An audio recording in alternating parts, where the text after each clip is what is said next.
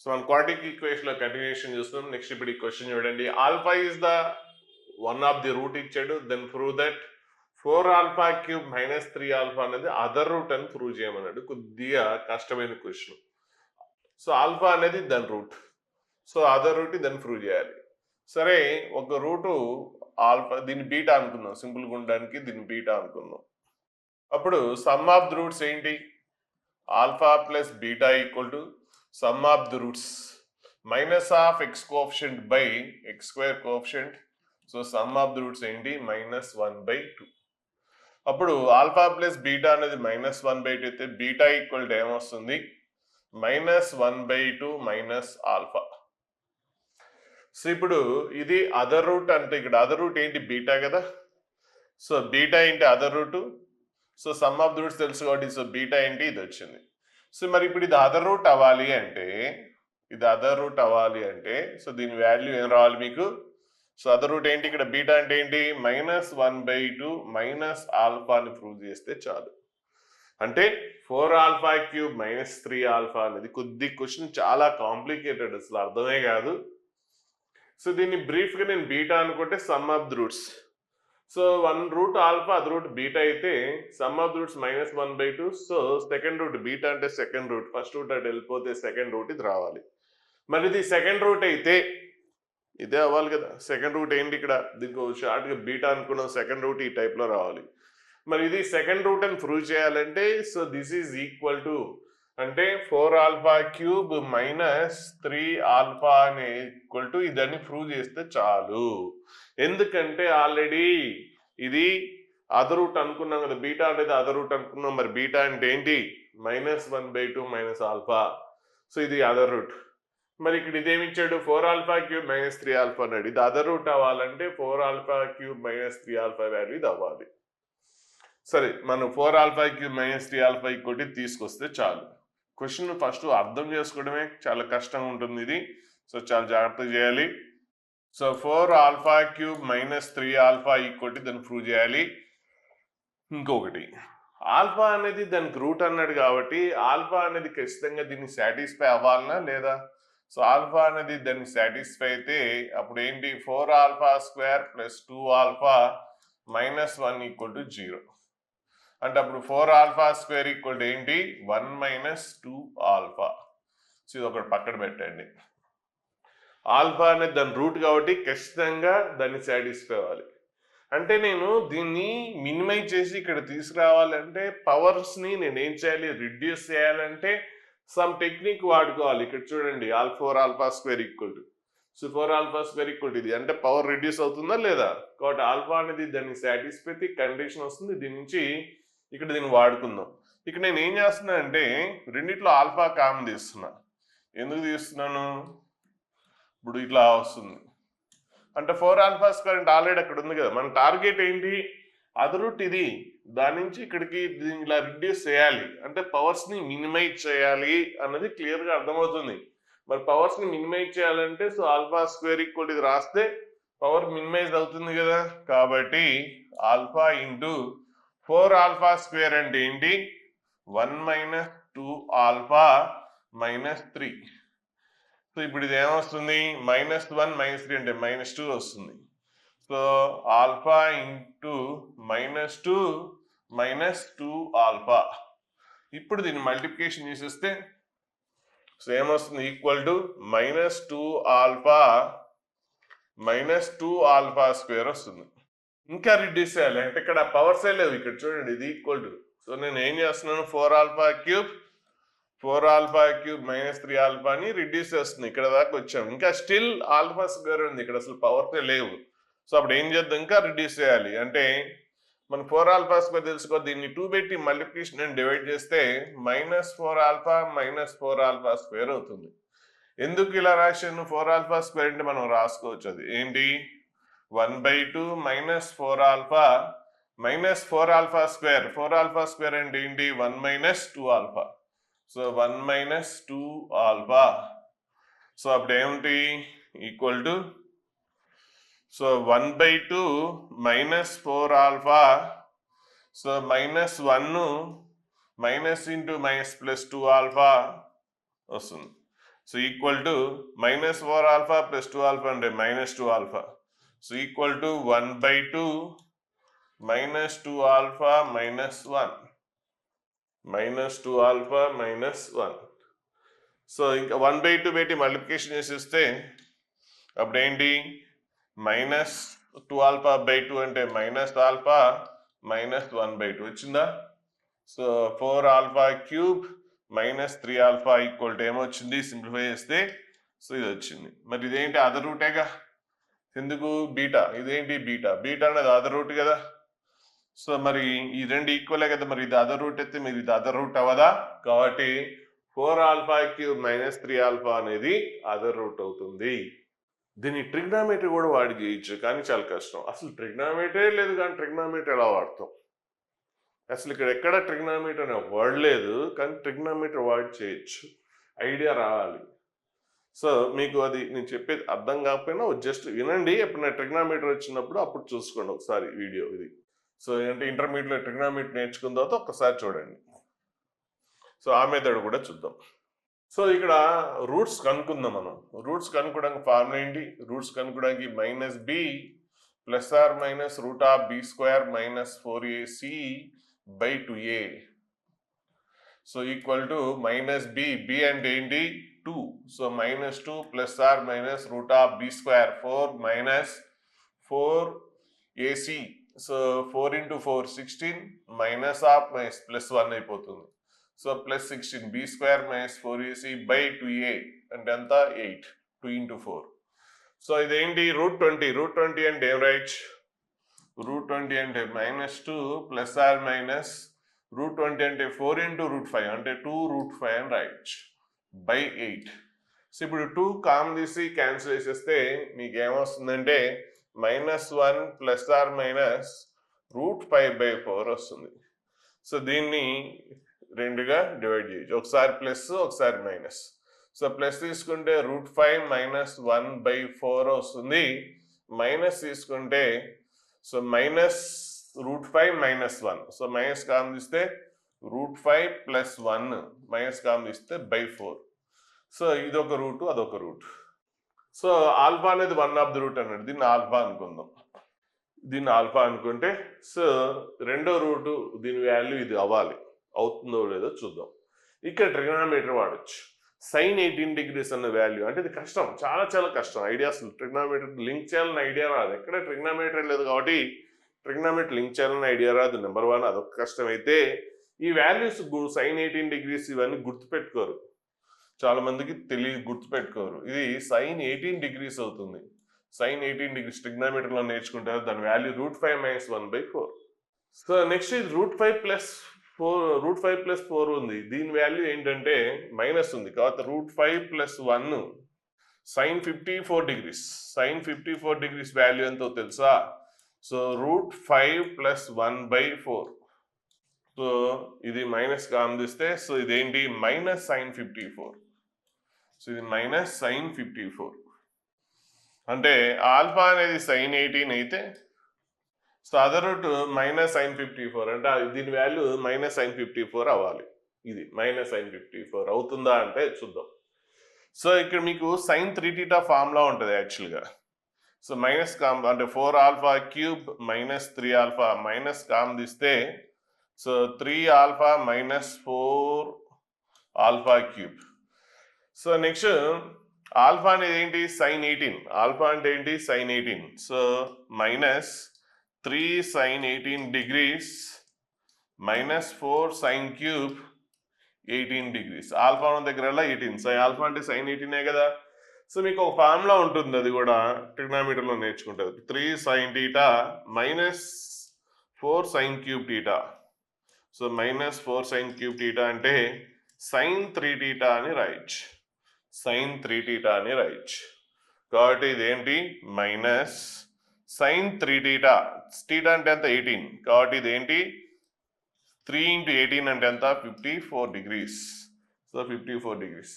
So other root ఏంటి minus sine 54 కదా.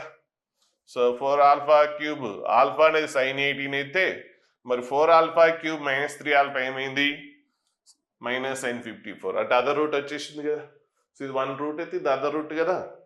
కాబట్టి వన్ రూట్ ఇది sin 18 అయితే అదర్ రూట్ ఏంటి మైనస్ sin 54. అంటే ఇది ఒక రూట్ అయితే ఇది అదర్ రూట్. దీన్ని సైన్లో మారితే ఇది sin 18 అయితే ఇది minus sin 54. So one of the route sin 18 అయితే అదర్ రూట్ ఏంటి 4 ఆల్ఫా క్యూబ్ మైనస్ 3 ఆల్ఫా ఏమైంది మైనస్ sin 54 అయింది. కాబట్టి ఇది అదర్ రూట్. అంటే దీన్ని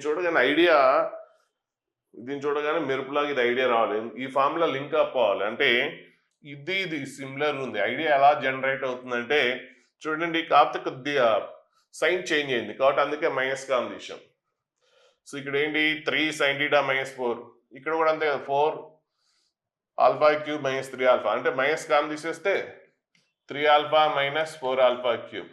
సో దీనికి మ్యాచ్ అవుతుంది కదా, ఆల్ఫా బదులు ఏముంది sin 18 ఉంది. సో అట్లా చూడగానే అట్లా ఫ్లాష్ లాగా ఐడియా వస్తుంది. అట్లా ఐడియా జనరేట్ అవ్వాలంటే ఫార్ములాస్ మీద బాగా గ్రిప్ ఉండాలి.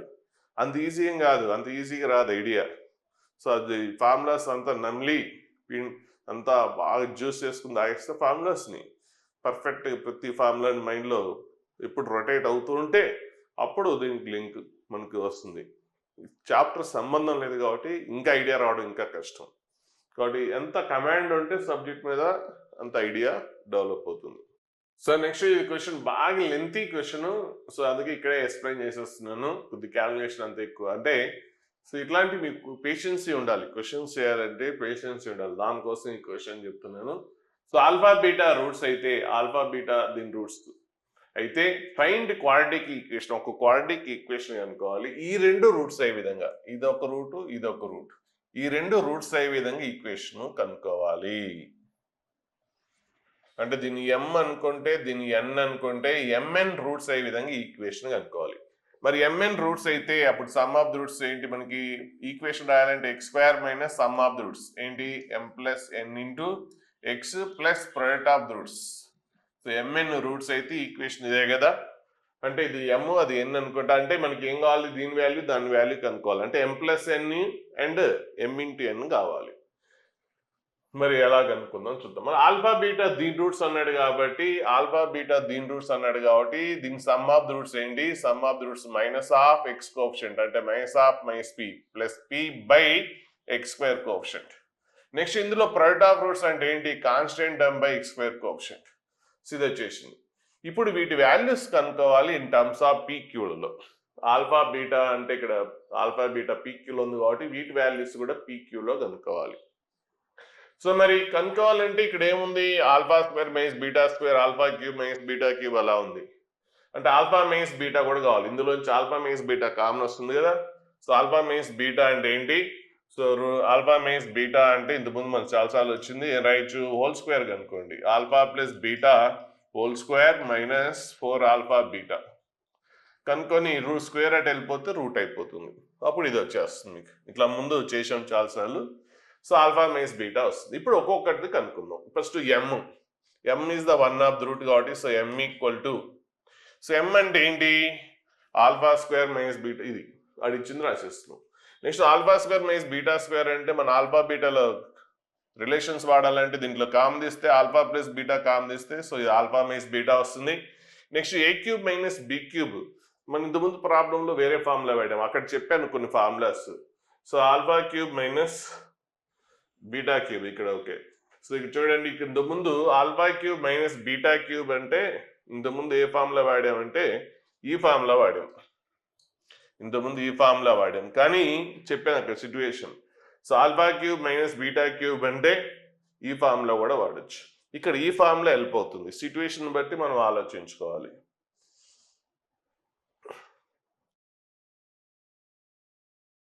సో ఇక్కడ alpha cube minus beta cube, అక్కడ a cube minus b cube అంటే formula a minus b into a square plus a b plus b square. ఎందుకంటే ఇవన్నీ తెలుసు కాబట్టి. సో ఆల్ఫా మైనస్ బీటా మనకు తెలుసు, alpha square plus beta square కనుక్కోవచ్చు. So ఇప్పుడు ఆల్ఫా ప్లస్ బీటా అలాగే రాసేసి alpha minus beta into alpha minus beta whole square. Next ఇది ఏంటి alpha square plus beta square అంటే alpha plus beta whole square minus 2 alpha beta రాయొచ్చు అంతే కదా. Alpha square plus beta square అంటే ఏంటి alpha plus beta whole square minus 2 alpha beta. మళ్ళీ ఇక్కడ ప్లస్ ఆల్ఫా బీటా ఉంది కాబట్టి ఇక్కడ ప్లస్ ఆల్ఫా బీటా రాస్తే ఇక్కడ సైడ్ కూడా ప్లస్ ఆల్ఫా బీటా రాస్తే అప్పుడు ఏమొస్తుంది alpha plus beta whole square minus 2 alpha beta plus alpha beta అంటే ఇది వచ్చేస్తుంది. ఇప్పుడు వీటినన్నిటిని పీక్యూలో రాయొచ్చు. ఆల్ఫా ప్లస్ బీటా అంటే ఏంటి పీ, ఆల్ఫా మైనస్ బీటా అంటే తెలుసు హోల్ స్క్వేర్ కాబట్టి రూట్ క్యాన్సిల్ అయిపోయింది. So p square minus 4q. So alpha minus beta whole square అంటే నెక్స్ట్ మళ్ళీ alpha plus beta whole square అంటే p square minus alpha beta అంటే ఎంత క్యూ. సో ఎం వాల్యూ వచ్చేసింది. సో ఎం వాల్యూ వచ్చింది, మనకి ఎం plus ఎన్ కావాలి. అలాగే నెక్స్ట్ ఏంటి ఎన్ value కనుక్కుంటాం.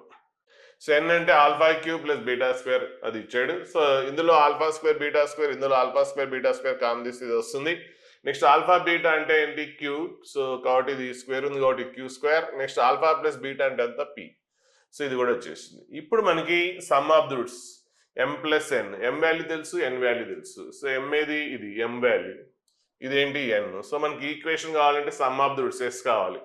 Some of the roots అంటే ఏంటి, మనకి ఈక్వేషన్ ఏంటి X square minus sum of the roots into X plus product of the roots equal to 0.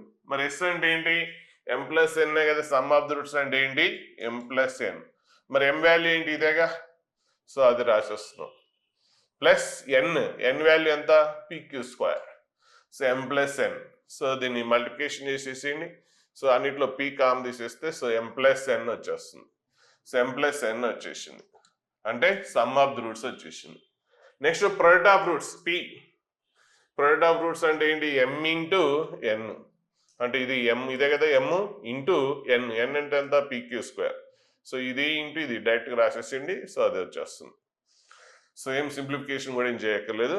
So ఇక్కడ ఏంటి పీక్యూ స్క్వేర్ ఇంటూ ఇది p into p square. So already q square ఉంది. Next p square minus 4q, p square minus q. So product of roots వచ్చేసింది. ఇంకా next ఏంటి formula, ఆ formula ప్రకారం x square minus x sum of the roots into X plus p. So x square sum of the roots s అంటే ఏంటి value రాసేసాం plus product of roots అంటే ఇది రాసేసాం. అంటే క్యాలిక్యులేషన్ ఎక్కువ కాబట్టి ఇలా ఎక్స్ప్లెయిన్ చేసాను. అంటే పేషెన్సీ ఉండాలి, ఇలాంటి క్వశ్చన్స్ చేయాలంటే ఓపిక ఉండాలి, చాలా మందికి ఉండట్లేదు. ఓన్గా చేయండి, ఇట్లాంటి క్వశ్చన్స్ ఓన్గా చేయండి. పేషెన్స్ అనేది చాలా స్టూడెంట్స్లో చాలా తగ్గిపోయింది. సింప్లిఫికేషన్లు క్యాలిక్యులేషన్ అంటే బద్దకిస్తున్నారు, అందుకే ఎగ్జామ్లో చాలా కష్టపడుతున్నారు. సో అది అలవాటు అవ్వాలని నేను చెప్పాను. క్వశ్చన్ పెద్దగా ఏమి ఇందులో డిఫికల్ట్ ఏం కాదు, అంటే సింప్లిఫికేషన్ ఇదంత హెవీ క్యాలిక్యులేషనే కానీ సింపులే. ఆల్ఫా బీటా రూట్స్ అయితే equation some of roots product of roots కనుక్కుంటే చాలు. కాకపోతే ఈ సింప్లిఫికేషన్ ఇదంతా సో ఓపిక ఉండాలి, చేయాలంటే ఓపిక ఉండాలి. So next find the value of P. So quadratic equation as reciprocal roots అన్నాడు. సో రెసిప్రోకల్ రూట్స్ అయితే ఒక రూట్ ఆల్ఫా అయితే అదర్ రూట్ ఏమవుతుంది, ఒక రూట్ ఆల్ఫా అయితే అదర్ రూట్ రెసిప్రోకల్ రూట్స్ కాబట్టి 1/ఆల్ఫా అవుతుంది. మరి అప్పుడు ప్రొడక్ట్ ఆఫ్ రూట్స్ అంటే ప్రొడక్ట్ ఆఫ్ రూట్స్ ఒక రూట్ ఆల్ఫా అయితే అదర్ రూట్ దాని రెసిప్రోకల్ కాబట్టి 1/ఆల్ఫా. మరి ప్రొడక్ట్ ఆఫ్ రూట్స్ ఎంత 1. మరి ప్రొడక్ట్ ఆఫ్ రూట్స్ అంటే ఏంటి, ప్రొడక్ట్ ఆఫ్ రూట్స్ అంటే కాన్స్టెంట్ టర్మ్ అంటే p+3. ప్రొడక్ట్ ఆఫ్ రూట్స్ అంటే p+3 by x square coefficient. మరి product of roots reciprocal roots కాబట్టి ప్రొడక్ట్ ఎంత 1 అంటే p+3 ఈక్వల్ టు ఎంత 1 అయితే p ఈక్వల్ టు ఎంత 3 అడిపోతే 1 - 3 అంటే -2. సో p వాల్యూ ఎంత -2. చాలా ఈజీ క్వశ్చన్. నెక్స్ట్ ఇప్పుడు ఈ క్వశ్చన్ ఐడెంటిటీ అన్నాడు, ఇట్లాంటివి చాలాసార్లు చేసాము వచ్చింది కాబట్టి సో డైరెక్ట్ ఎక్స్ప్లెయిన్ బ్రీఫ్ చూద్దాం. ఐడెంటిటీ అంటే ఈచ్ కోఎఫిషియంట్ ఏం కావాలి 0 అవ్వాలి. అంటే a² - 1 ఏం కావాలి 0 అవ్వాలి. సో a² - 1 0 అంటే అప్పుడు a² - 1 = 0. ఇక్కడ a² - 1 = 0 అంటే a = +or-1 అవుతుంది. నెక్స్ట్ ఎక్స్ కోఎఫిషియంట్ కూడా 0 అవ్వాలి. అంటే ఎక్స్ కోఎఫిషియంట్ ఏంటి a - 1 = 0 అంటే a = 1. నెక్స్ట్ కాన్స్టెంట్ టర్మ్ కూడా 0 అవ్వాలి. సో దాన్ని ఫ్యాక్టరేషన్ చేస్తే ఏమొస్తుంది a - 1 × a - 3 వస్తుంది. కాబట్టి దీన్ని ఫ్యాక్టరేషన్ చేస్తే a - 1 × a - 3. సో ఇది 0 అవ్వాలంటే అప్పుడు ఈచ్ ఫ్యాక్టర్ ఏంటి ఇదన్నా 0 అవ్వాలి అదన్నా 0 అవ్వాలి. అంటే ఏ వాల్యూ ఏంటి 1 or 3 అవ్వాలి. ఇప్పుడు ఆల్ కోఎఫిషియంట్ 0 అవ్వాలి అంటే అన్ని కోఎఫిషియంట్ 0 అయితే ఇది ఐడెంటిటీ అవుతుంది. What is the common value in all cases? ఇందులో +or-1 ఇక్కడ 1 ఇక్కడ 1, 3 అన్నిట్లో ఉన్న కామన్ వాల్యూ ఏంటి 1. 1 అనేది ఇక్కడ ఉంది ఇక్కడ ఉంది ఇక్కడ ఉంది.